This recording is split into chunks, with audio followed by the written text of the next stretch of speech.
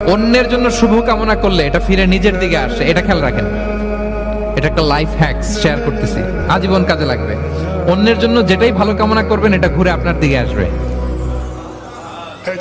অনেকে বলে হুজুর ওর জন্য দোয়া করে আমার কি লাভ? নিজের জন্য আল্লাহ আমারে মাফ করে দাও, আল্লাহ আমারে সমৃদ্ধি দাও, আল্লাহ আমার বেতন বাড়াও, আল্লাহ আমার ব্যবসায় বরকত দাও, আল্লাহ আমার ছেলেরা হাফেজ বানাও, আল্লাহ আমার বউ, আল্লাহ আমার মেয়ে, আল্লাহ আমার আমার আমার সব আমার ভালো আপনি চাচ্ছেন নিজের জন্য, অন্যদের জন্যও চান।